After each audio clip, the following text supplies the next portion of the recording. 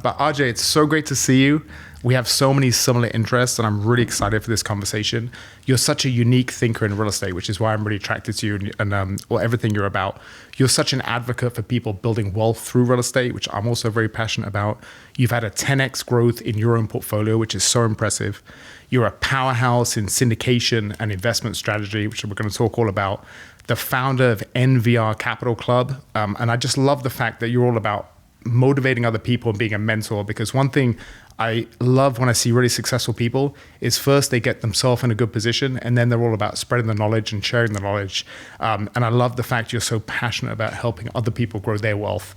So welcome, RJ. It's so great to have you, and I can't wait to talk about everything. Yeah, thanks for having me, and thanks for the beautiful introduction. Well, let's start here, RJ. So I met you, I think it was about 5 years ago.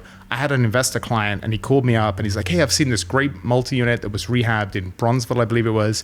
And I think I reached out to you and you said, yeah, come by. And I came by and I think you were having some kind of investment group, because I was just expecting a vacant place, and I walk in and there's 50 people and everyone's drinking. And I can't remember if you were there with your wife. I think you might have been, but we spoke briefly and you were super cool, super nice. And then I found out that you weren't just a broker, it was your actual rehab. So that was, I think, about 5 years ago. Is that the way you remember it? That is correct. And I was actually talking to Victor, your buddy, about that, and I was reminiscing, and I said, I don't know if Lawrence is going to remember this the way I did. But yeah, I actually had lunch with the partners that did that project with me right before I came here. That's awesome. Well, take me back to when you started, because I know I just went to your 7-year anniversary for one of your multifamily clubs. It's awesome. As I told you, I never go to those things because I'm just too busy and I live in Indiana now. But it was really cool to go and just see that. For me, I'm not really a networking kind of person. I know some people that we all have different ways that we've grown our network. And mine was I was never really a networking person, but I've seen what you've done, and it's so cool. Like you really are, you are almost like a big multifamily club. I can see how you can all help each other, share your contacts and inspire each other and help each other out with problems and troubleshoot and things like that. So it was really cool to see what you built. But take me back even before that. How did you get started along your journey? So it's because I met my wife. And really, they always talk about, a great man always has a great woman behind him. I was in that search. I was a young bachelor, city of Chicago, making 6 figures a year. Didn't know what to do with my money, so I spent it at the bars every weekend. And I kept telling everybody, I'm waiting for my wife. I'm waiting for my wife. And we knew instantly. So she essentially moved into my bachelor pad, backpack girlfriend, within 2 months of truly dating. At 4 months, she said, I like this. Where do you see this going? And I said, I like it too. Let's see where it goes. And instantly she said, that's not good enough for me. If you see this going somewhere, you got to tell me what our future looks like, because I don't want to work for somebody the rest of my life, and I want something bigger. And I said, I like real estate. She said, good, me too. She was already working with brokers. She introduced me to Bigger Pockets. The next 2 months was just head down, learn. Chance to network with a lot of different people, and that's where we started. We bought our first owner-occupied on the south side of Chicago within 8 months of dating. That's awesome. Well, I was the same with my wife.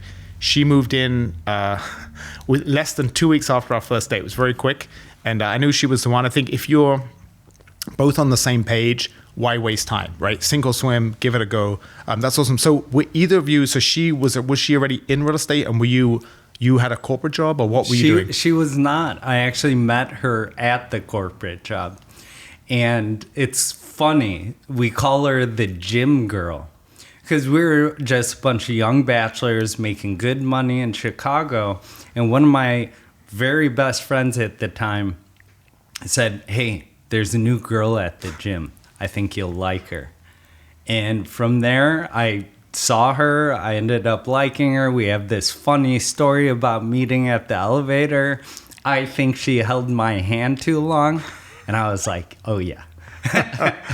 So when she said to you, she's basically saying, I don't want to work corporate. I want to be an entrepreneur. I want to be in charge of my own destiny. Is that what she was saying? Yes, exactly. That's awesome. And so before she said that, was there a part of you that wanted that entrepreneurial journey too? Because when I look back at myself, I became an entrepreneur at 24. I set up my own trading company.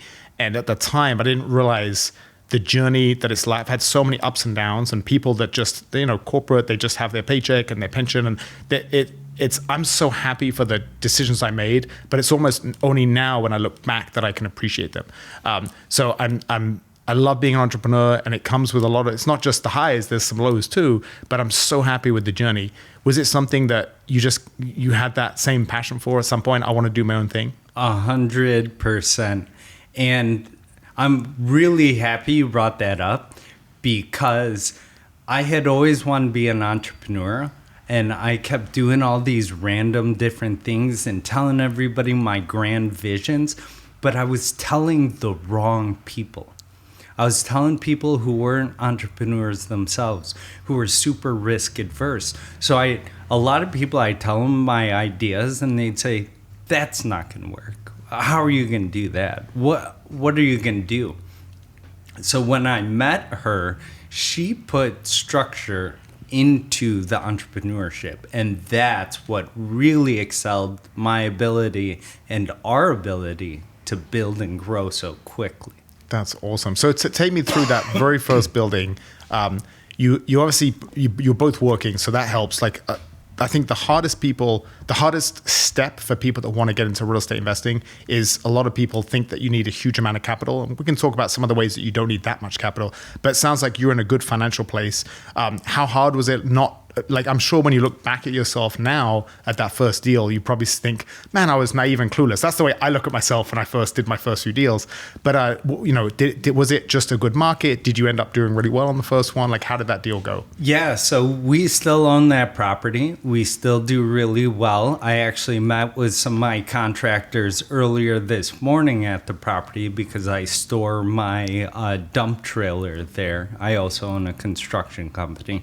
That ties into this whole story. 100% we were naive and dumb, but we did a lot of due diligence before we purchased that first building. We were looking at different rules, the 1% rule, what the cash flow is going to be, cash on cash, the cost of capital. And what we landed on is we were looking at other neighborhoods that we want to live in. Lincoln Park, Bucktown, areas like that, we could not afford. So I said, we have to buy somewhere that makes sense with the dollars that we have. That's how we stumbled on Bronzeville. And get this, I'll do high-level numbers real quick. Purchased 211, 3% down, $70K in construction, refied at $465. The building is now worth $600. Wow, that's amazing. As our first. Yeah. A lot of trials and tribulations, though. So with the rehab, did you do it 3% down for the purchase, and then the rehab, was it some kind of financing or was it cash? We did not understand construction and rehab loans at the time, so we actually did not explore that. So we did creative financing. I actually called up, I used to work for a window siding owner. I called him up, hadn't talked to him in 18 years. Wow. He picks up the phone, RJ, of course, I'll be there next week. Gave us a terrific deal on windows and siding and got 0% financing for us. Everything else came on 0% credit cards. We had a 0% Bank of America card, minimum payments. Then I had Chase card, 0%. We put $70,000 on 0%. And needless to say, Nikki was had a little anxiety once the 12 months was up to go ahead and refi. But we refied and we got $110K back in our pockets. That's awesome. That's a good example of using what you have. So I always tell people, some people, we all have different strengths and weaknesses and, better networks, worse networks, rich family members, no family members. Use what you have, like whether it's credit cards with zero down, whether it's an uncle who's nice and he's going to lend you some money, whether it's a sister who's got a bunch of cash and maybe you can work out something with her. Just use what you have. And that's a perfect example of, I never even thought about that, but yeah, 0% credit cards. You finance the work, you get it refinanced, and then you pay them off. And to go off your point there, I called up Pete, who did windows and siding for me. I called up my best friend's father, who did all the masonry, replaced some cylinder blocks, rebuilt the entire corner of our house because it was falling apart. I had no clue because we're very green. And then we also had a demo party. So I called up a lot of the best friends, had about 25 plus people show up, and people were knocking down walls, painting rooms, removing garbage. So all the steps along the way, again, utilizing the tools that we had, that helped us push a $130,000 rehab perhaps down to $70,000. That's amazing. Yeah. So that's another way we're able to save. That's so smart. Yeah, thinking outside the box. That's so smart, and using your network. So when that was your first, what was the journey from there until the one that I met you at? How many did you do? And because then you had already seemed like you had your investment club that you started, and you were pretty far established. So that building that you toured was actually a very extremely difficult time of my life, and I'll talk about that. However, our second building was a 6-unit, so we went immediately commercial. Talked to 33 lenders, found a lender through connections that made sense for us and our capital to buy that building. Non-recourse. 6-unit, non-recourse, $412,000 purchase price in a neighborhood a lot of people didn't want to go to. Which one? Washington Park. Washington Park. But to rewind a little bit further, that meetup group that's about 10,000 members overall now, that started the month after we bought our first property. So was that just you had an idea, like I want to get people together? You're a very social guy. You had all the friends that came for the demo. Like how did you even have the idea to start a meetup group? It was right place, right time. We met somebody who was a Bigger Pockets guest back in 2017. And they said they had a dream and a goal and a vision to create multifamily events in large cities. I showed up to the first. Nikki was sick, and actually our car got stolen that same day. So I showed up, and they said, we don't want to run this, but we're looking for good people to do it. I raised my hand. I met John Kasman, who syndicates over $150 million in assets now. At the time, he had only had maybe 5 buildings, personally owned buildings. And together, we built up the Chicago Multifamily Club after a lot of rebranding, a lot of trials and tribulations. We had January events where it was just me, John, John's wife, Nikki, and one investor staring at each other, wondering what we were doing. A lot of trials and tribulations, which then we started raising capital, syndicating, following John's footsteps, diversifying our portfolio. And I think you met us at the Vincennes project in the middle of all that. So I had built a construction company, done a 1 or 2 flips. That was my early days as a flipper, which I don't always do, but have the skill sets for. So what are the different things you were doing early on? There's flipping, which is just doing the work and then getting out and taking your profit. There's the first building you said where you still own it, where you're just doing the work, creating some equity and then keeping it for a property. And then with the syndications, is that where I'm not super familiar with syndications, to be honest. The way I understand it is if it's your syndication, you can just pool money together for bigger projects, or you can, if you're investing in someone else's, you just give them a check and then you get a percentage of the return. Is that right? Yep, that's absolutely correct.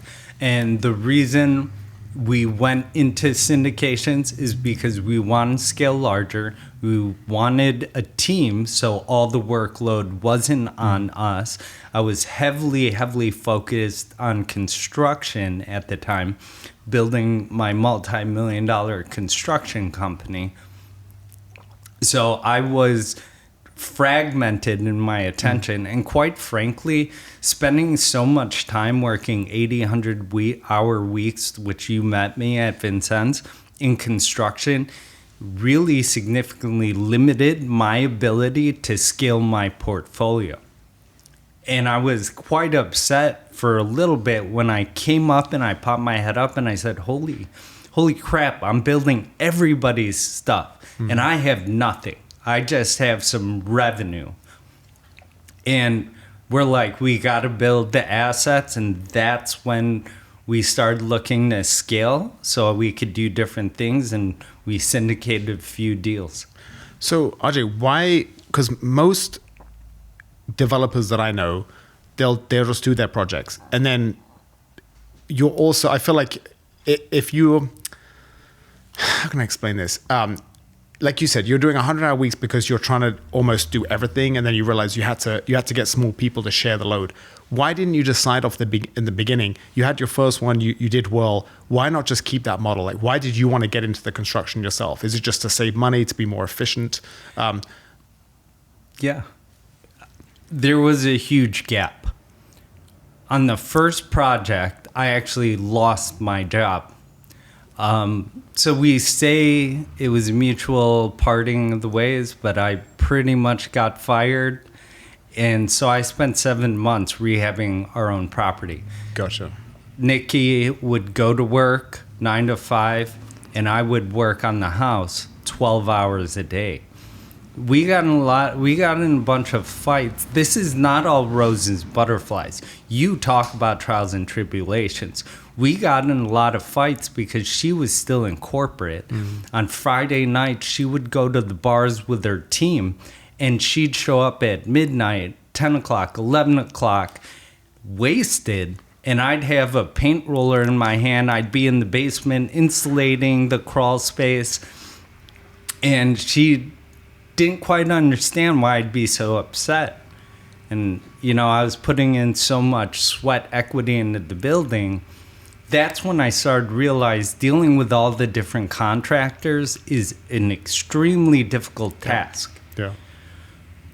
So I was able to piece together a very skinny team. One guy. He lost his job, and I said, if I can keep you busy, will you start a company with me? He said yes. And I was moonlighting. I ended up getting another corporate job after doing brokerage, property management, a couple different things. I was working a remote sales job. I would spend my lunch breaks going to Home Depot bringing him paint and supplies. And one day he looked at me, he said, I can't do this. You got to hire people. And I said, okay, you get one person. Next day, 2 people were there. I said, 1. He said, nope, they got jobs. And I said, I will keep you guys busy as long as I can, but that's all I could promise. That turned into about 6 years in construction, $1 million company, and now I'm selling majority of my equity to a new partner who's running the business beautifully, because now I have to concentrate on the other companies I'm building and the syndications where my true skill set is. So I'm selling him equity in my business. He's going to run it, and I stay on to mentor him. That's the ideal. Most people that start companies, that's the goal, right? Is to grow it to something, and then sell it out to a partner and stay on as some kind of mentorship in the transition. So that's awesome. When you said that syndications were more your skill set, so when I hear you talking, two things that come to mind. The first is I love to hear that you were struggling and fighting with your wife, not because I want anything, because it's not that I like hearing anything bad about people that I like, but it's such a good reminder. I'm sure there's people, when I was at that your 7-year party, that look at you and they're like, oh, RJ's doing this and he's doing that, must be nice, and they're kind of feeling sorry for themselves because they're not where they want to be. And it's a really good reminder that we always see the results of years of hard work for people, and we have feelings towards it, whether it's envy or jealousy or inspiration. I want to get there. And it's so easy to forget all the years that it took them to get there. Yeah. And I find myself, I get in the same, I see people doing it and I call them out, and then I find myself doing it too. Everyone wants the results without putting the work in to get it usually. But the other thing that I was thinking about was, I'm not the most handy person. I have trouble when my wife's like, baby, can you change the light bulbs? It's embarrassing. I always joke I'm not a real man because I'm so unpractical. So how did you know, like, you're a corporate guy. How did you know how to do all this stuff? Was it just, I have to figure it out and roll my sleeves up? Or did you have some idea? How did you know what you're doing? That's perfect. Because what I talk about is there was no one single teacher, mentor, guru that elevated me to the position I was at. What it really took was the open-mindedness to go ahead and educate myself and find mentors in every single person I worked with. So I knew nothing about construction. I had one patch job I did at my parents' house. I'm staying at my parents right now because we're in El Paso. And I patched the wall, and I could still see where I patched the wall, like 15, 20 years later. The thing that you have to do is you don't have to give yourself doubt or limiting beliefs by telling yourself you don't have the knowledge, you can't do this, you can't do that. That's where YouTube comes in so handy, and why YouTube's become such a powerhouse in educational content. When I was working on the house, I would YouTube the things I would have to do. Now, the thing that you can't teach other people is, now that you know it, you got to go do it. What I had to teach myself is I got to go in that crawl space. I got to go in that basement. I got to spray foam this. I have to find the people to help me on the things I don't know how to do, how to frame a house, how to do drywall correctly. So when I offered that first position to that gentleman, I learned so much from him. And I would say, hey, a client wants us to do this. Do you know how to do that?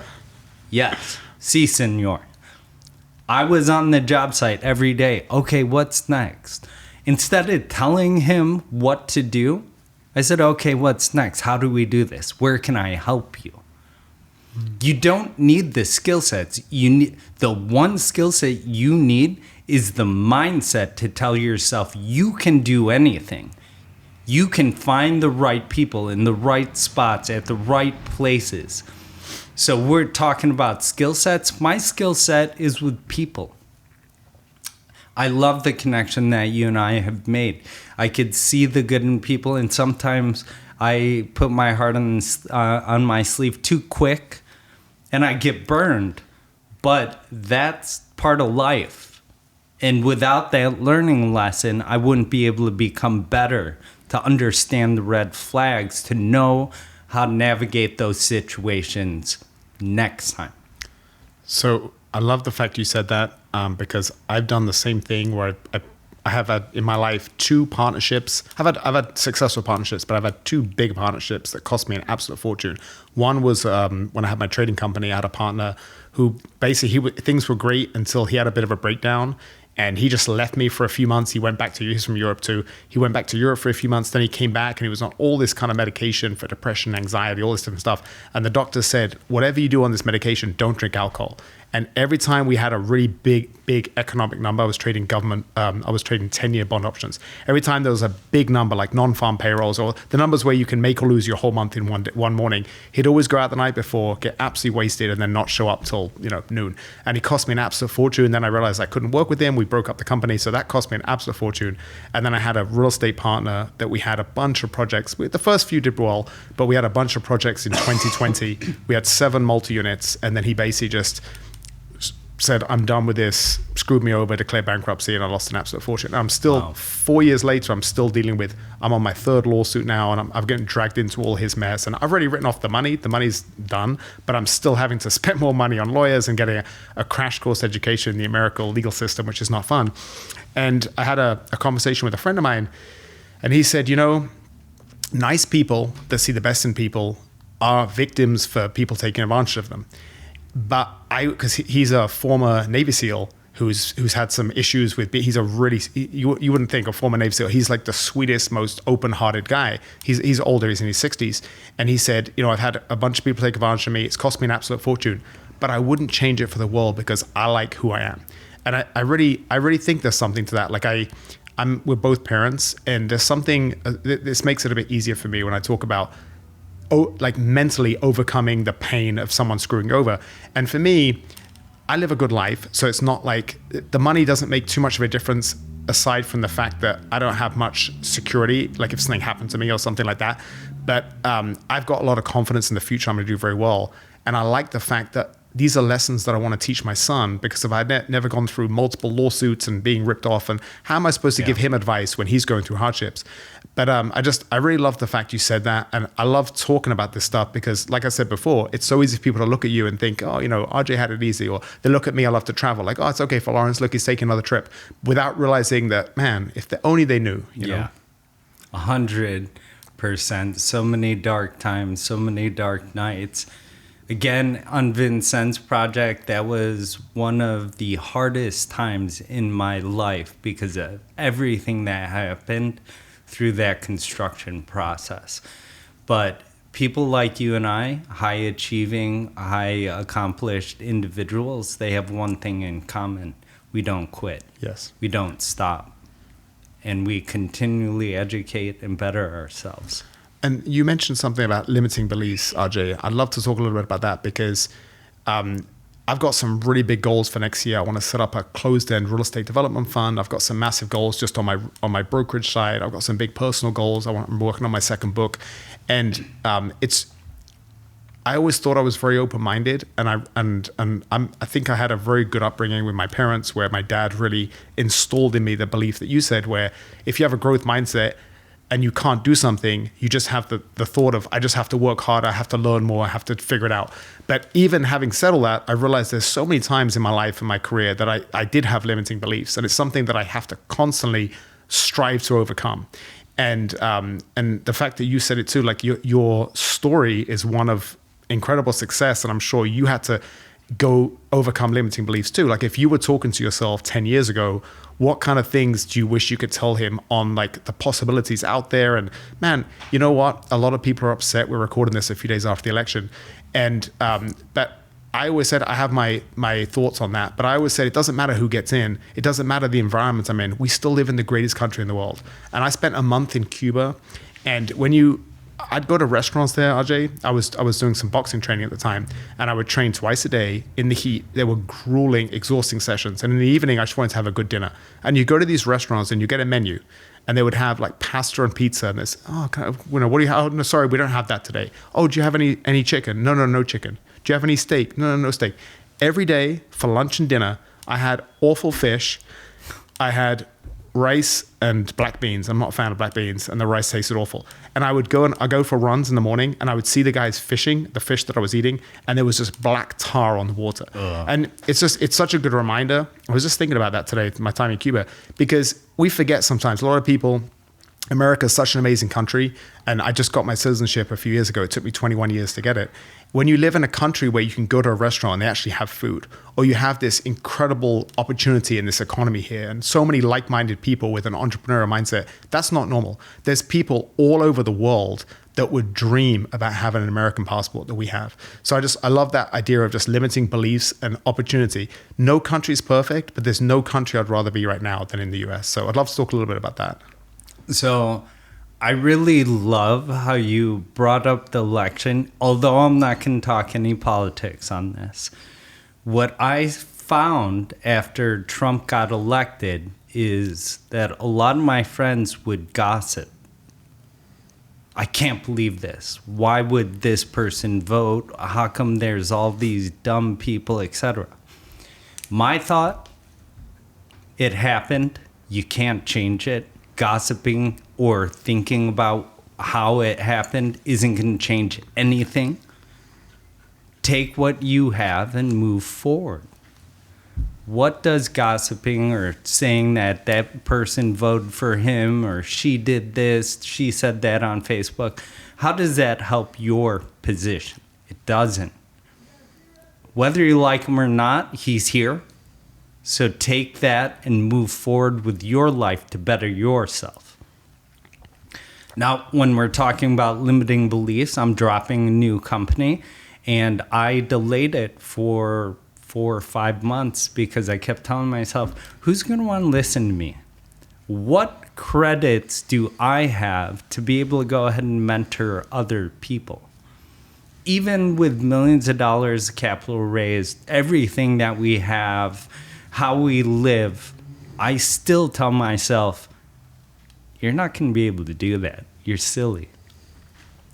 So the number one piece of advice I have to my younger self and to people who are starting this, I've started putting in my messaging, and that is stop going to the wrong people seeking the right advice. And what I mean by that, when I told everybody I wanted to be an entrepreneur when I was younger, I would tell my best friend who is super risk adverse, closed-minded. I would tell my mom, who's never opened a business, and she'd try to help and she'd give me some hoorah, but there was no structure to it. Stop going to the wrong people seeking the right advice. And then 2, that you and I already know, the limiting beliefs are always going to be there. No matter how accomplished you are, even the most accomplished people in the world still have limiting beliefs. The difference is a book I absolutely love, The War of Art by Stephen Pressfield. The difference in this book, it talks about amateurs and professionals. Everybody acts and thinks the same.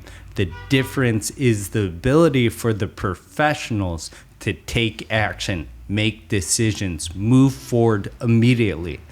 So even though we do have those thoughts, how long did it take you to convince yourself you could do it? Amateurs takes 3 years, 5 years, their entire lives.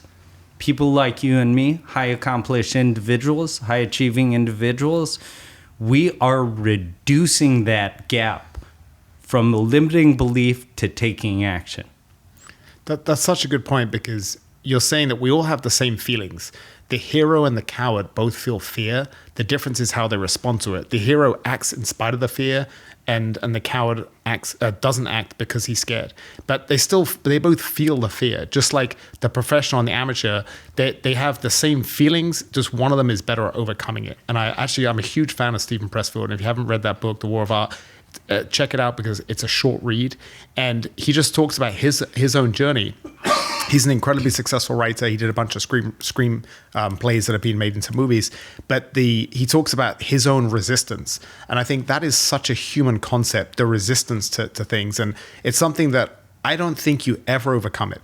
I think that I've been battling resistance my whole life, and I'm going to keep battling. I think it's something you have to always overcome, and I love what you said about who am I to do something? So I remember for the longest time, when I came from finance into real estate. So I had with about a 5-year sabbatical pursuing some passion projects. And when I started in real estate, it was natural for me to start working with investors because that was my background in finance. I was an investor myself before I got my license. And I would have a lot of people say to me, hey, is there a book you can recommend on real estate? It talks about the basics and the theory and this and that.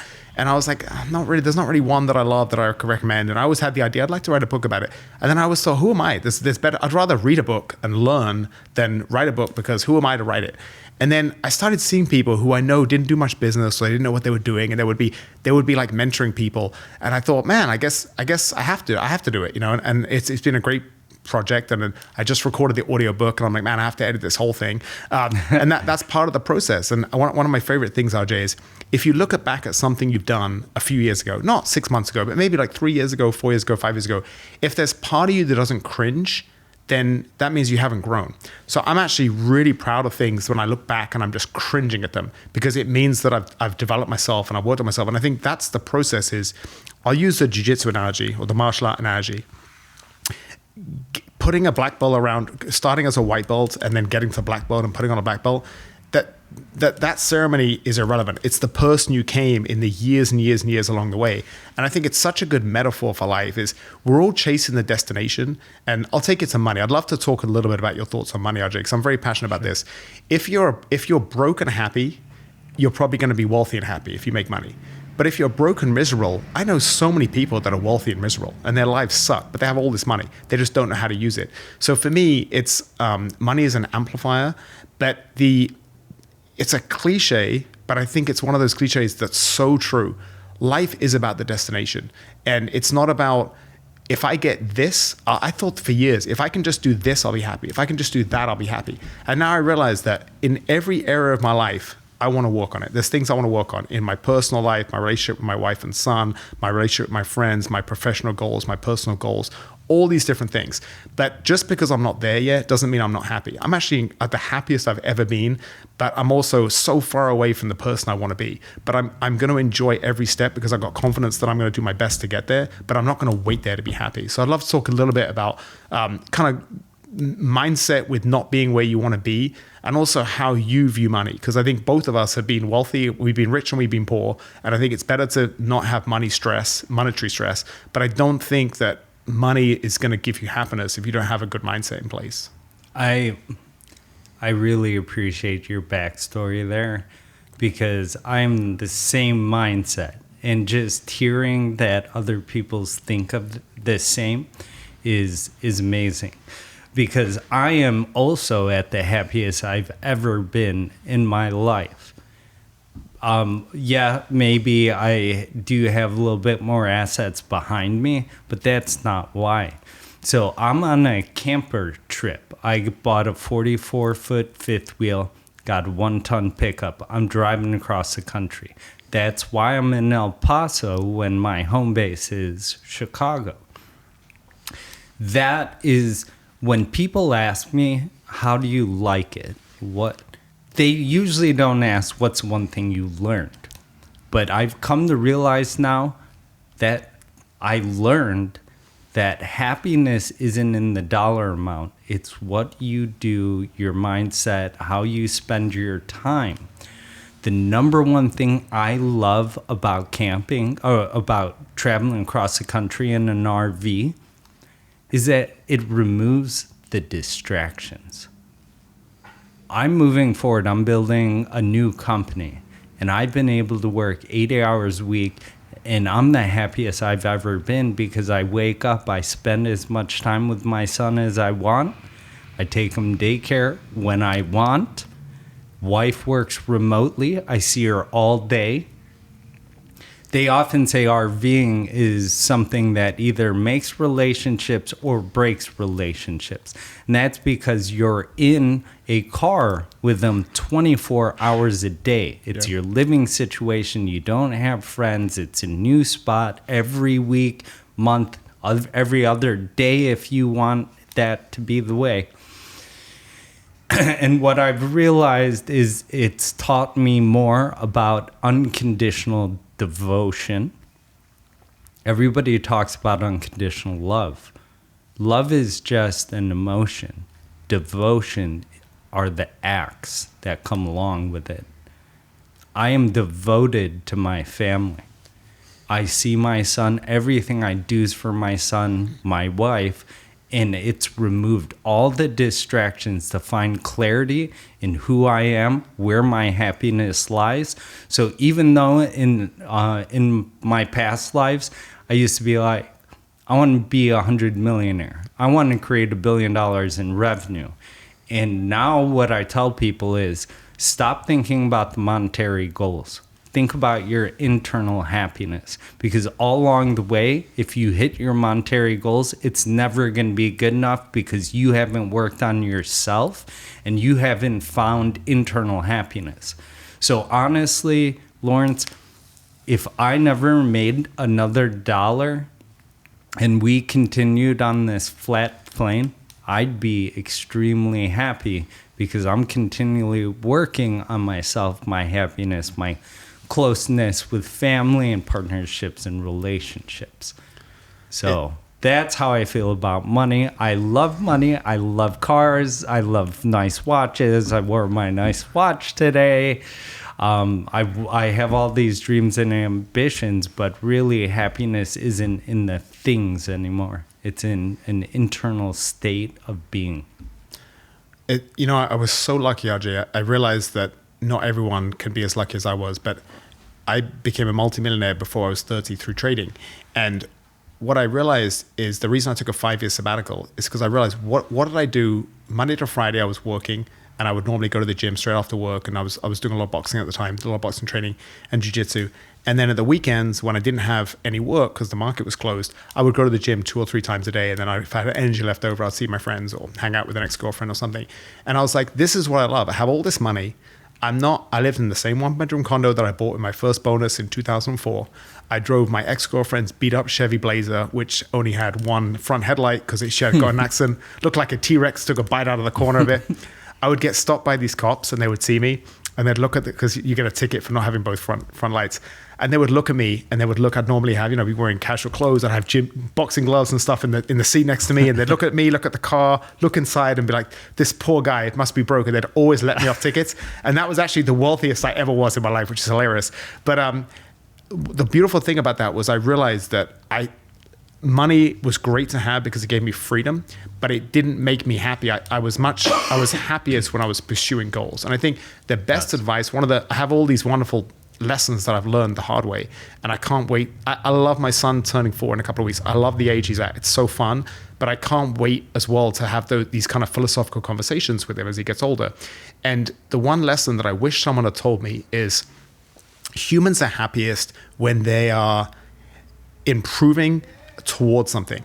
They're never happiest when they've arrived. Every time I've had a big goal, I've always had a bit of a letdown. That's pretty normal. And if you have incredible success early on, and then you have a bit of a pullback in your fortunes, relative to where you were, you're actually going backwards. And psychologically, that's very, very difficult. So in my 20s, I had so much success, not just financially, but I was working for myself. I loved what I did. I had great friends. I had fun. I traveled the world. I hung out with some different young ladies. Like, I had a good time. And when I had the come down of reinventing myself in real estate in my mid-30s, it was very, very challenging. And I went through a multi-year slump. It was only really when I met my wife in my late 30s that I found happiness again. So I would tell people that if this is a natural, like you're starting this new company, it's a natural thing because you're a hard worker, you're an entrepreneur, you're a winner, that you want to grow this thing to great heights. But I would tell everyone, and you already know this, but I would tell everyone, I know you want success tomorrow. That's a human thing. We're anxious for success, especially in America. We want the great things tomorrow. We want the things you see on Instagram. I want this, I want that. But if you stretch it out as long as you can and be patient, you're actually going to be happy in the long run. And I only realized that a few months ago. I was like, man, I couldn't understand why I was just so happy in my 20s. And then I had this real slump in my 30s, just psychologically. And now I realized that it was because we compare ourselves to where we were. So it's not the abject position we are in life. It's how we're progressing, how we were a few years ago, a few months ago. That's what we're looking at. So I thought that was so interesting. It's like my old boss when I was trading was worth hundreds of millions of dollars, but he lived in a building in New York where he was surrounded by either super famous people. I think Britney Spears at a height of her fame was one of his neighbors, or like billionaire hedge fund guys. And so for him, he felt poor, and he would he would vent to me about it. I'm like, bro, I'm getting paid $40,000 a year and I'm your little bitch getting your coffee, and I'm the wrong guy to vent about, that was just so interesting looking back, because he was just surrounded by he was the 0.1%, but he was surrounded by the 0.00001%. So for him, he felt poor, so I just think that's such an interesting thing I've changed my whole philosophy now. And I love writing goals. I'm a very goal-oriented person. I love having sights to aim at, but I'm way more patient about getting there. And I really, not only do I want to enjoy the journey, RJ, I actually want to slow it down, which it's such a weird thing to say out loud, to verbalize, but it's something I've really been thinking about recently. No, I agree with that. And I've thought about that throughout the journey at the different sticking points. And I really appreciate that story because in that story is all about the mindset. He's 0.1%, but he's sad. So it's all about the mindset, all about the journey. But I 100% share that sentiment. And a thought that just popped in my head actually is when you're talking to high accomplished individuals that have the ability to create revenue, I'm seeing now I could almost instantly peg the wealthy that's unhappy versus the wealthy that is happy and could care less for money. There's signs everywhere. And during that conversation, I was just thinking about that throughout the path. Who's happy, who's not, who helps, and who can help us, and who we help. And I think that's been a huge pivotal change in my mindset with how I talk to other people now. Well, when I look at you, RJ, there's two things you do that I think are really good for happiness. I think if everyone can try and do this in some way in their life, it would really benefit them. Firstly, with all your, as a mentor and running your investment group and just seeing all those people that they all love you. Like, it was so nice. I knew I bumped into a few people I knew, which was cool, but it was just so nice seeing them all, like, they're part of your extended real estate family.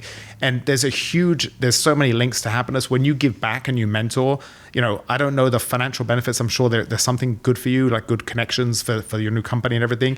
But just in terms on the human level, that's going to do wonders for your happiness. And the other thing you mentioned about spending all this time with your family, when our kids have grown up and left us, we are going to look back at these periods and we're going to be so thankful that we got to spend good time with them.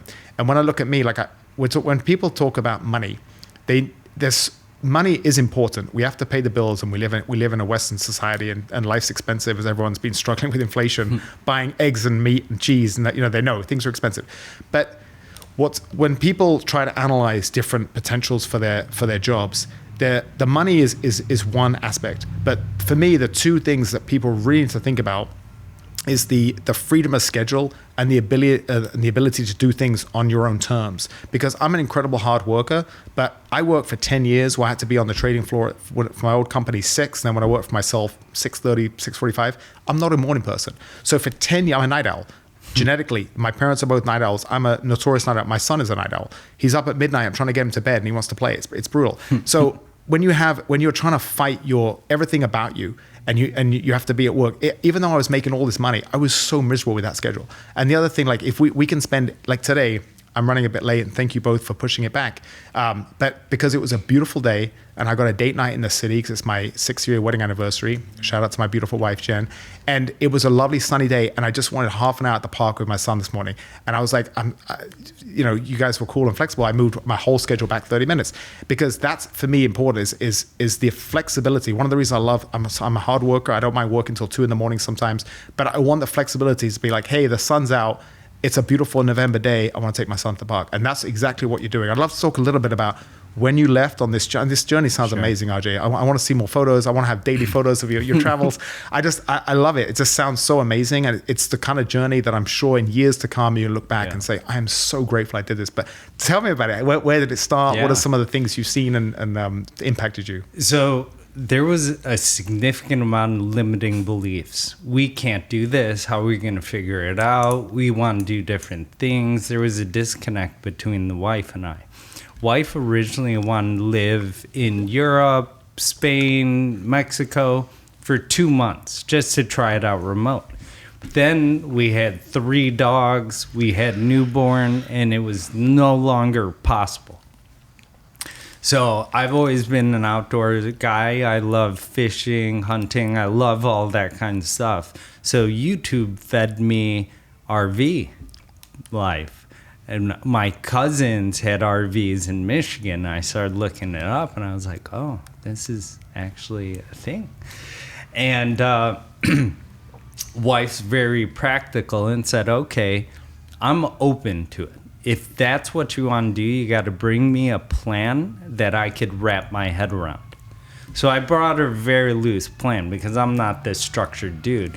I said, okay, we'll need a truck and a camper. This is fuel costs. This is camp costs. This is what we could do. We could bring the dogs with us because we're not going internationally. And if we find a 2-bedroom, we can have a bedroom for my son's crib. And she looked at it. She said, okay, I think this is actually feasible. Let's do the research now. So then we dove deeper into the cost of the truck, what kind of truck I'd have to get, how I'm going to get rid of my F-150 at the time, what I'm going to do with the business. And everything seemed to fall in line. So we created a date. This date, we're going to do it. It's going to make or break. If we can't make this date, we got to reconsider. And everything we did, executed this in 6 months, by the way. We bought a camper, sold my truck, found people to take over the business, figure out a plan for the construction company, found the camper, found the truck, got everything in line, and we thought we weren't ready. That was really our limiting beliefs. Wife kept saying, we can't do this. We're not ready. We're not ready. I said, we're going to make this happen. She's scheduled, structured. She needs the plan. I'm the execution. You want that done? I'll get it done. You need that done by this date. Let's not worry. I'll figure it out. And we figured it out, spent 9 months on the East Coast for the first tour.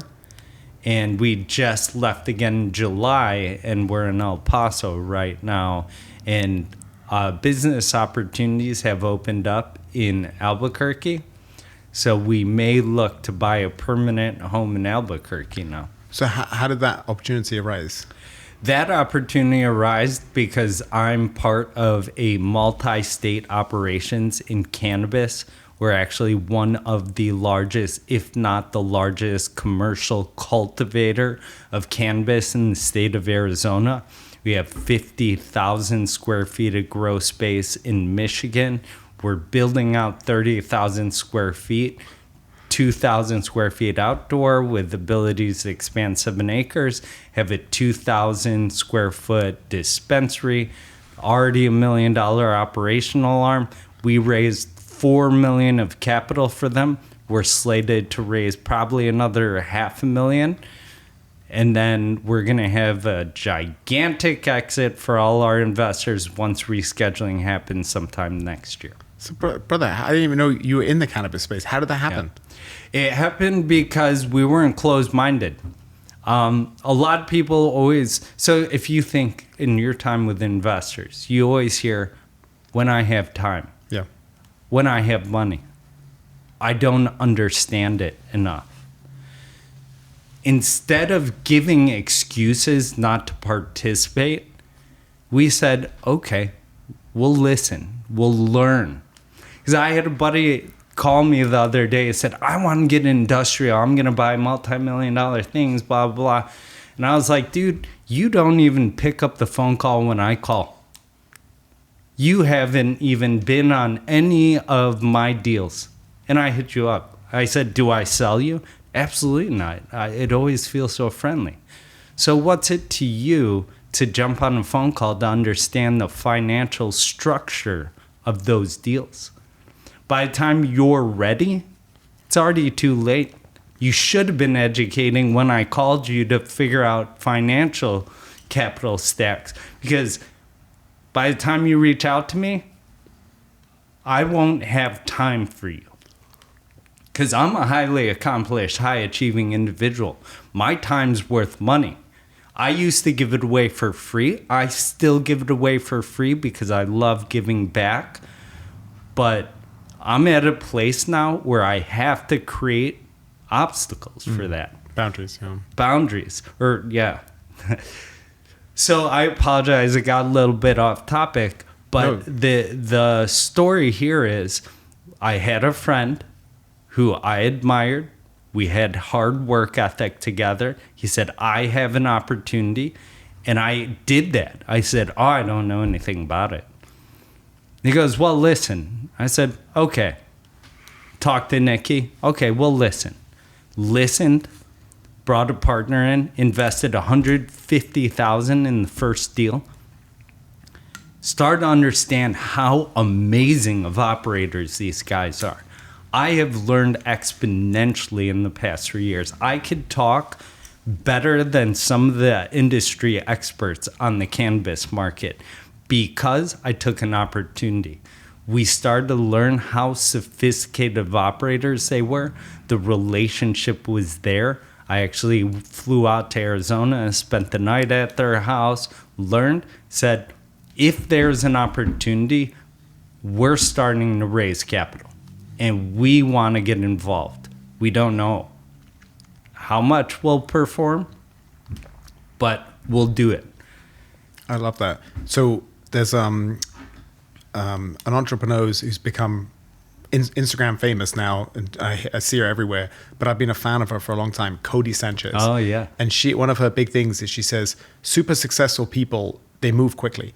And it's so funny when you analyze yourself, like you had mentioned earlier, like one of your strengths is you're a people person.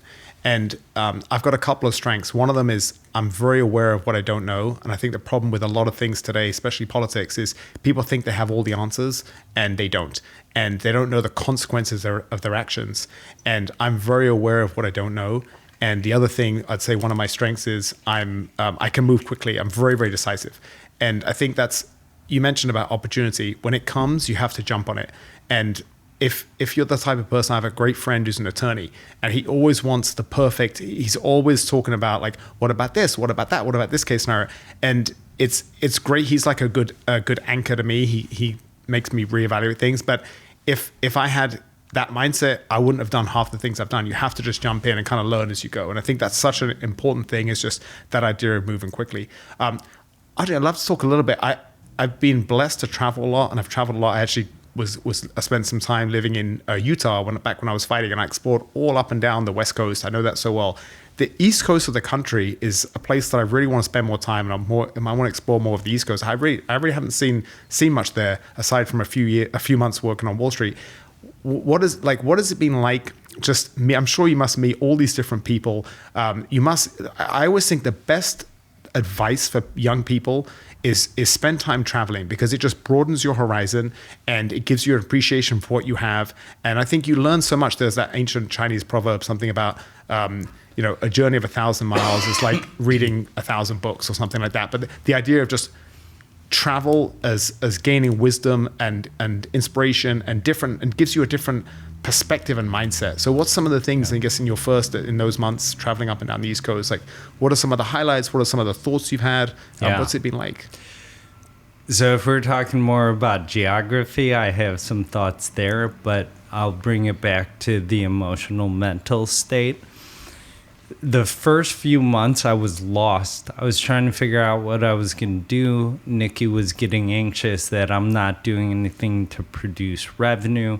It seemed like I was just sitting around the camper all day. And I think that's extremely important to uncover there, right? Because while she was anxious from the outside, thinking, oh, he's going to become a couch potato, he's never going to work again, I was in my head, my own laboratory, thinking, what's next? Yes. What's next? Let's take this time, enjoy with my son, because I know no matter what happens, I'm going to figure out a way to provide for my family. Met a lovely couple. He turned 90. They were driving from California to Texas. I sat down with them at a Costco because there were no seats. And I said, do you mind if I sit? And they said, sure. Opened up conversation. I asked for advice. He said, as a man, you have 2 jobs as a husband. It's provide safety and care, protect, and provide shelter and food and provide. Provide and protect. And the wife chimed in and she said, and you gotta laugh. I'm the comedian. And we all started breaking out laughing. But that's amazing insights, which there's nuance in that story of it's all about the journey, identifying yourself, making sure that you're not striving for success without thinking about the mental aspects of the journey, discovering yourself, working towards something, becoming better. So for the first 3 months in the camper, I was just becoming better. I was thinking, I was internalizing those things. And then all of a sudden, an opportunity came to raise capital for cannabis. We raised $2 million, I believe, while on that road trip. Either that was the first or second, but we raised capital while on that road trip. And I had the opportunity, it came to us, I had the mental stability to go ahead and move forward. This second camper trip, we're provided with the opportunity to partner with the developer. We're building 6 single-family homes right now. 5 of those homes have a $2.6 million plus sale value. Some of them are $3 million. And a lot of people ask me, how'd you get that opportunity? Well, I was in the mental state and I didn't close off opportunities. I had built relationships and now I'm utilizing my skill sets. I don't have to be anywhere near Chicago. 5 of them are in Chicago. We found partners. I don't know what I don't know. I know a lot about construction. Never built a new house. I don't know what I don't know, so I have a partner that I know knows how to do it. And with my experience being able to vet him as a partner and building that relationship, I've known this guy 4 or 5 years. And that goes back to, if you think about our conversations, every single component that we've brought up, patience, the journey, partnerships, skill sets, it always ties back into how we've built the success that we're seeing today. The cannabis, oil and gas, Bitcoin mining. I'm in a lot of things diversified. I don't think you know that That's I'm awesome. in. That's awesome. Well, let me ask you this. When you were talking, I was thinking about, I can imagine your wife telling you like, hey, what's going on? And you're just kind of processing things and having some downtime time with your son. You're thinking about what's the next step's going to be. And for me, I'm a real go-getter. But at the same time, one of my faults has been trying to push when it's not there. And I'll give you the easy example. The worst relationship I was ever in was somehow she was talking to one of my childhood friends, and he called me up and he spoke to her for a few minutes, and he never met her. And he called me up and he said, Lawrence, what are you doing? He said, square peg, round hole, you guys don't fit. You are so incompatible. But a lot of very successful people in life have the most toxic, bad relationships because they're not used to walking away when something is completely uncompatible. And it's the same with this market. We're in a very challenging market. I'm hoping that rates will come down, but it's a very complex economic situation. And I don't think it's the easiest environment to do things now in real estate terms, in things like rehabs and development projects.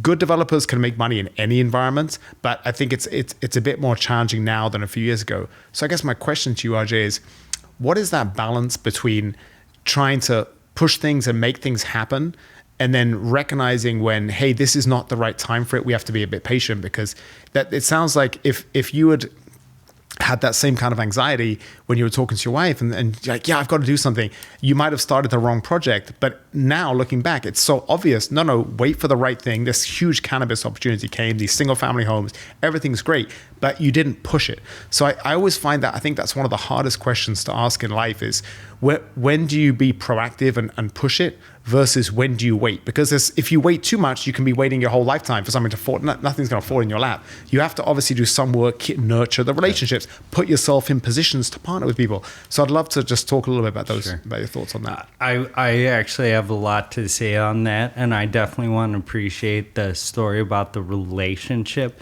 because out of college, I was trying to do the same. I was trying to force a relationship with a girl that didn't get me, didn't understand me, had a bad mental mindset. And I'll tell you what, the day I I was like, I'm done. We were driving down the street and there was a Lamborghini, and I said, I love those cars. I want to own one day. And she said, you'll never own one. And I realized right then and there that you had to cut it off. Right? So the answer to that is not so cut and dry. As entrepreneurs, you are going to go down those rabbit holes. But let's bring it back to the war of art, being able to identify quick and early.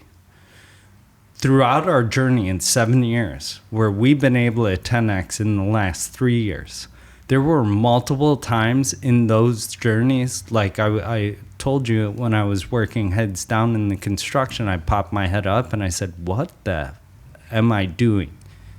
I'm building everybody else's wealth. This is time to go.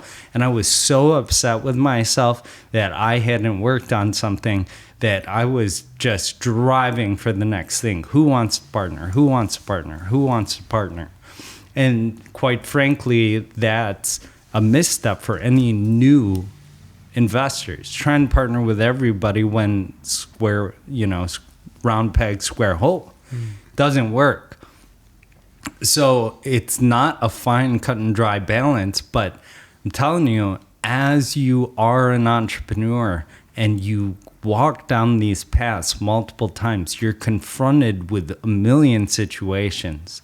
You start to identify quickly. And I think that mindset of not trying to force and rush things is an eventuality of a mindset that's built. Mental toughness is built.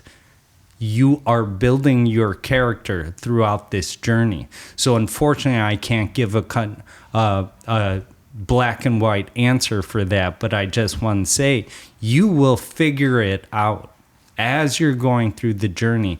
Just be mindful of the excuses you tell yourself and be able to pivot from whether it's a true obstacle, an obstacle you can't change, move, or do anything about. An excuse is what you tell yourself to justify not doing an action. What about, Ajay, what about partnerships? How do you locate, when can you tell if it's going to be a good partnership, and or you maybe get an opportunity with somebody and you just have that feeling like, I don't think this is going to work? Because I'll tell you just real briefly, the terrible partnership I had with the developer who screwed me over, it was the weirdest thing with him, where everything was right on paper and he had 20 years of experience, and I thought he was a family man with good morals and everything. But there was something when I was with him, I always just wanted to get whatever we had to do figured out so I could get the hell away from him. It's the weirdest energy. Whereas, we don't know each other well, but I love being around your energy. And our mutual friend Victor, the same thing with him. I love the guy.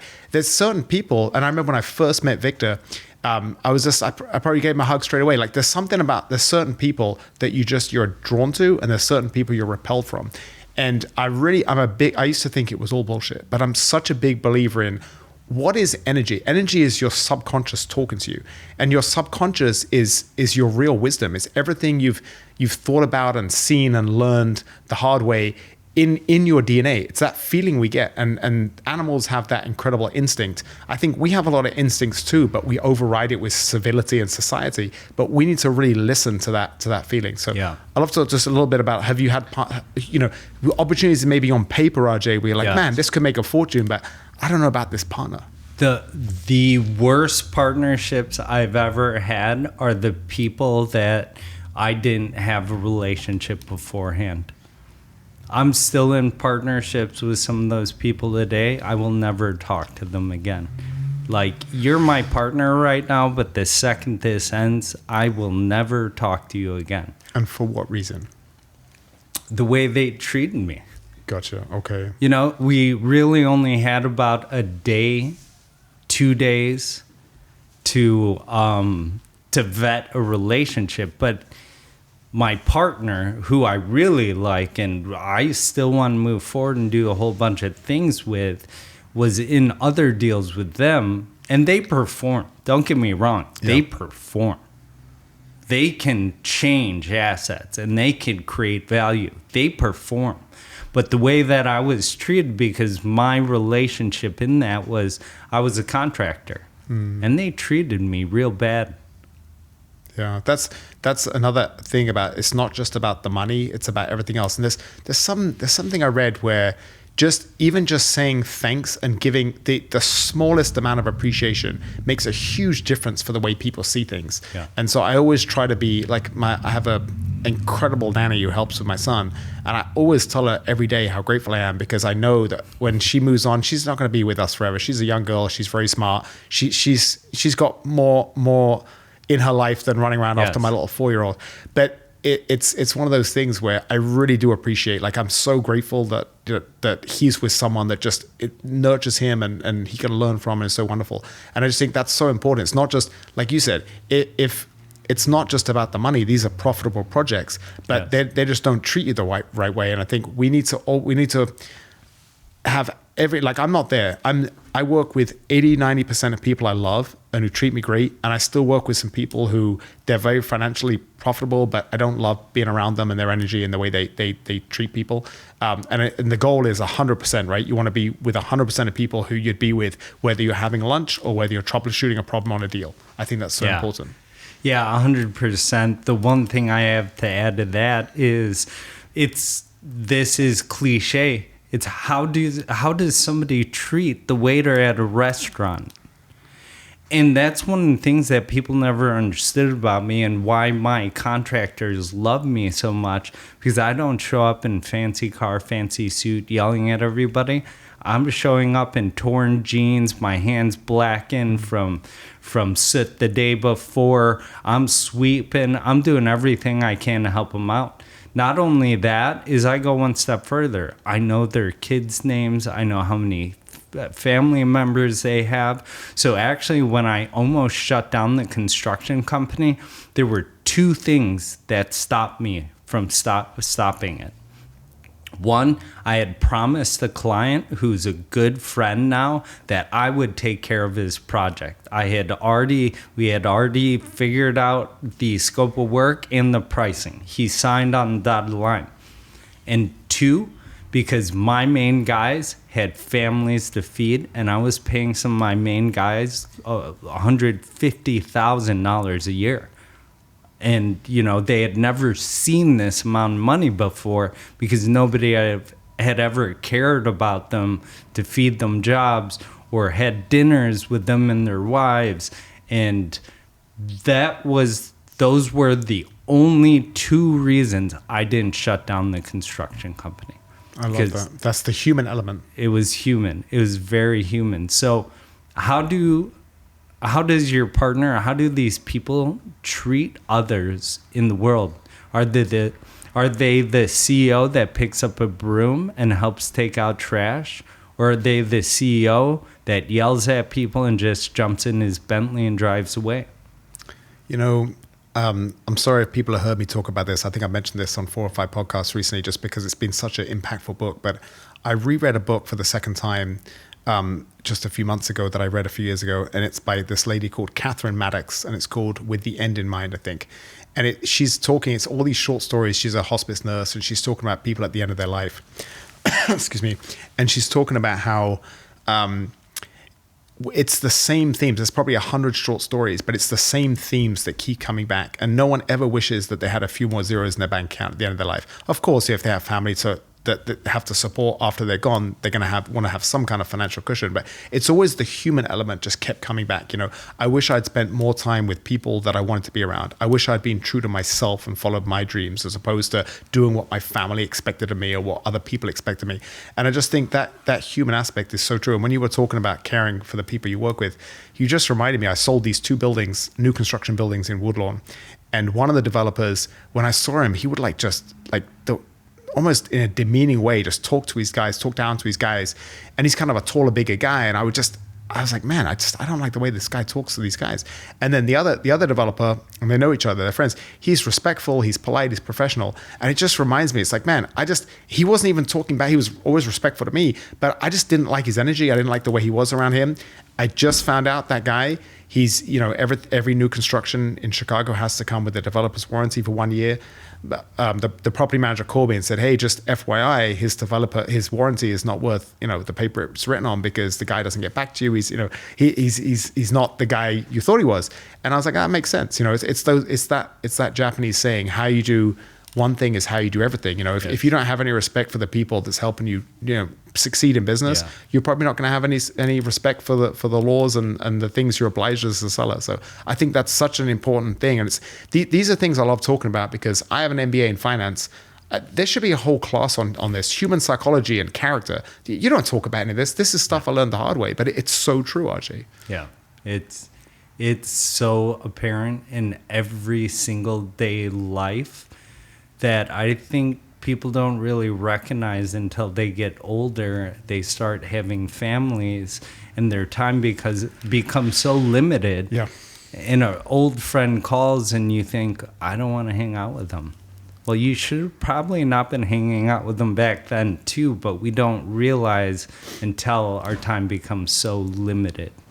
Well, that's so true. And that's one thing I wanted to talk to you about. Was one of my favorite quotes, and I didn't think they even know who said it, is, a healthy man wants 1,000 things and a sick man just one.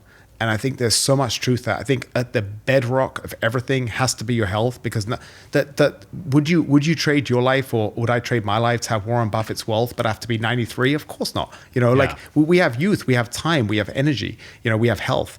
I know you've been dealing with Wilson's disease. Yes. I honestly, I don't know anything about it, but can you talk a little bit about how that impacted your mindset and Sure. what you've been dealing with?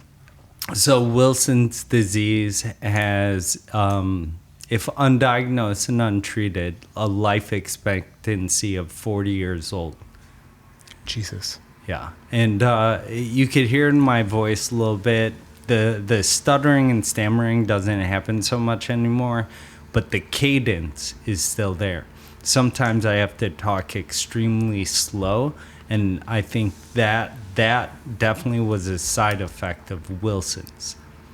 Anytime something's scripted, or I really have to think through the mental aspect of it, I have to go slow.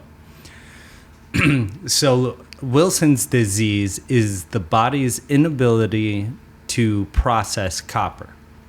Now, we have an extremely limited amount of copper in our bodies at any given time, because the liver produces a protein that extracts all the extra protein, or all the extra copper, through urine, through feces. My protein is mutated. So I started dealing with neurological effects. I couldn't speak right. My hands were stuttering. When did this first happen? When we were raising capital for cannabis. And I was doing a lot of networking at the time, and I would notice people would give me weird looks because I would stammer. I wouldn't be able to finish my sentences in a concise fashion. It was all cohesive, but the breakup, the cadence wasn't there. So people, I would see it in their body language and their eyes that they're like, does this guy actually know what he's talking about? Because it seems like he's trying to make it up. Jesus. So before you were raising capital for that was a couple of years ago, right? Yeah. Did you didn't have it, and then suddenly you just noticed the symptoms? Yes. So it started presenting shaky hands, and I noticed that immediately. It probably caused my trigger finger, maybe not. Definitely don't know.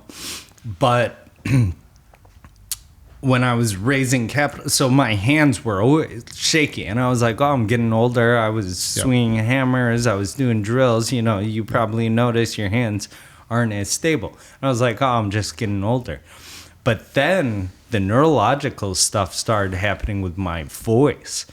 And actually a speech pathologist or a speech therapist reached out to me after a Snapchat, and she said, is everything okay? Your voice seems shaky.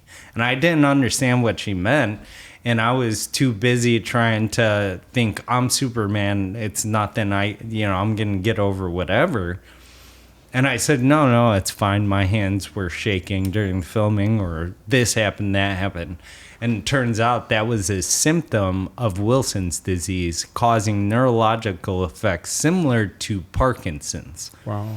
So did you eventually get tested and they found it? Yeah, it took about six, seven doctors, a few $1,000s. Nobody knows what it is. It's extremely rare.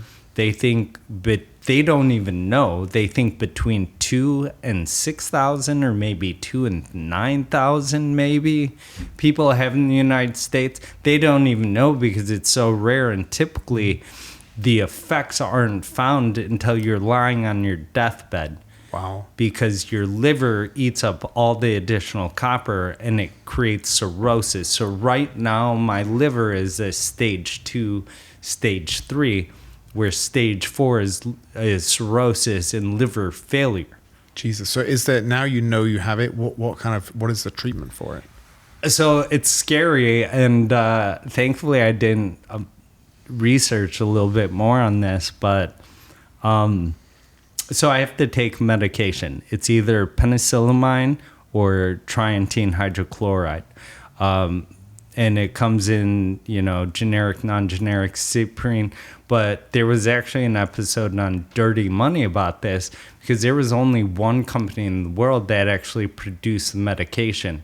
And early 2000s, private equity bought it, 20x the price of medication. So I was told by my doctor at Rush Medical that if I didn't have insurance, for non-generic, it's $300,000 a year for my medication. Jesus. See, we talked earlier about money not buying you happiness. It doesn't, but it gives you a safety net for things like this. And I'll tell you, it's my father-in-law in Philippines is going through some real heavy medical issues, and he doesn't have insurance, he doesn't have money, and luckily, my wife can help him out. But if he didn't have her, he'd be out of luck. And it's so important to expect the best, but plan for some of these scenarios financially, so you do have a bit of a cushion. And that's just a great example. But I'm so glad that you do have insurance, and that you caught it early enough. Insurance actually messed me up for a little bit, because the insurance companies actually, the doctors told me they'd prefer their patients to pass away. Of course, than pay. That doesn't surprise me. $300,000 a year. So what the insurance companies make you do is they make you take the bad form medication, penicillamine, first. And that causes all this negative side effects. There's all these ancillary side effects that happen with it. For me, I was lethargic. I was out of breath. My mental state wasn't there. It was tough getting out of bed. My joints hurt every day, and my symptoms actually started getting worse. Jesus. So immediately I said, nope, not having this. Told the doctor. They switched me. So now I'm on trientine, and it's helping a lot, significantly.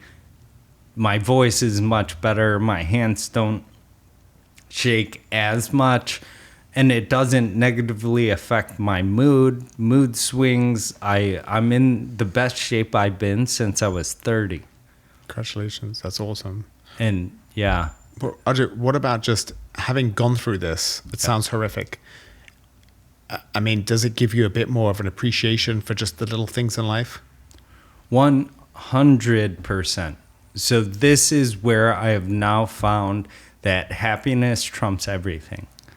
I need to maintain health, and I need to make sure my family's in a position that if I ever were to pass away, they never have to worry about anything again.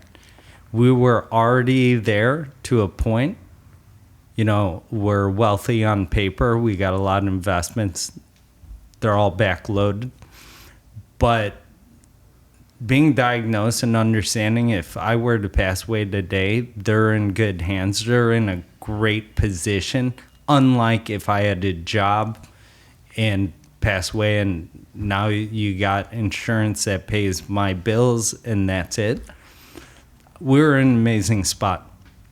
So I'll tell you the number one thing that I've come away with this now. I actually woke up, saw a Instagram post, and I started crying. And it was that I no longer can wait to make my future, and I feel I am destined to help others understand the greatness that they have within them. I love that. That comes back to your, being a mentor and inspiring people. It's beautiful because by doing that, we do live on forever. Like you, when I look back at my life, RJ, I can pinpoint a couple of people and a couple of conversations that maybe for them was almost insignificant, but it really did change my life. And one of them, my uncle, I'm going to see him in a couple of weeks in England, and I'm so happy to see him. And I've got to tell him, sometimes he listens to my podcast, but I've got to tell him that he was the only entrepreneur among all my uncles and my dad. Everyone else was corporate. And he always believed in me, and he bought me a book, How to Be a Millionaire, when I was probably 10 years old. And he just had that thing where you can do it. Like just his little things he said or buy me that book, that really did change my life, because everyone else, like my brother went in, he's an engineer, he works for a company. My dad's a retired pilot. They just had the same job their whole life, and it's just, I think it's, and I look back at, it's the most wonderful thing when someone says, like, I see you doing this, and you motivated me to do that, or like when we put energy out there, whether it's talking to somebody or whether it's something we write on Instagram or whether it's a book or a podcast, you put it out there, and I don't know about you, but I forget about it, and then you never know, the effects of something, or I've learned so much from just a random sentence on a podcast that's made me think about something, and then it's inspired me to make a huge change in my life. So I think the older I get, the more I just want to always put out my best energy and the best knowledge, and that's what you're doing. Is you've realized that's being a mentor is a secret to being immortal. Yeah, it does. It truly lives on. Being able to help other people see their greatness and see their happiness and their mental mindset and their state of where they're at shift, that is a true intrinsic value to me. So that's what I'm moving forward with. That's what kicked me in the ass when I was dragging my feet on this new company. So I'm dropping a new company. It's a mentorship community. It's called the NVR Capital Club, and it's bridging the gap for in the metaverse. It's actually going to be one of the first in the world on a mentorship platform based in a metaverse type environment, to take down those walls, those barriers where, Lawrence, I'd love to see you a lot more at the Chicago Multifamily Club. I know you got a family. I know you have to drive from Indiana. So if we can bring all these technologies, utilize technology to bring people closer together, I think that's most important. Because I wasn't taught by one guru, one person. That will never be the case for almost anybody. So I'm creating a community where people can collaborate together, be in an environment with subject matter experts, get my time, your time, other people's subject matter experts' time, at a significantly reduced, investment. These gurus are like $40,000 first day up front. Crazy. No, there's no long-term contracts. It's month by month subscription. You don't like it, jump out. I'm never holding you to anything. I never want to act like I'm the person with all the answers, because I don't think anybody has all the answers. I couldn't agree more. And I definitely don't think I've figured out anything. I think I'm going to be a work in progress the day I die. And that's one of my favorite quotes as well. It's by Socrates. He said, I know only one thing, and that's that I know nothing. And at the time, he was the wisest man in the world. And I think what he meant by that is he's a work in process. And the more he learns, the more he realizes he doesn't know. So I think that's beautiful. RJ, you're such a kindred spirit. So great. I'm so glad we did this. I want to ask you one last thing to wrap this up. Sure. Because I know you've got a young son like myself. How old is your son, and what is one piece of parenting wisdom that you can share with me? My son turned 3 on November 1st. The one piece of parenting it's well known, is just patience. The best thing that I've been taught on social media about parenting is when your son's having a fit, when you're having a bad day, when you feel like you can't do it anymore, take your situation and think of yourself as an 80-year-old, 90-year-old man. How much you would trade for that one day. And it's essentially it's patience and being, you got to be the role model, and you got to exude the confidence, and it's our job to teach the younger generation. And I was raised in the 90s. I was born in 83. So I was raised with the ideologies that, a man's a man. You have to instill confidence and fearlessness, and that's my mindset. So I just want my son to exude confidence, and that's by being there for him, having patience, trying not to transfer any of my bad behaviors onto him, which is why I'm a work in progress. I see a therapist. We see a couples therapist.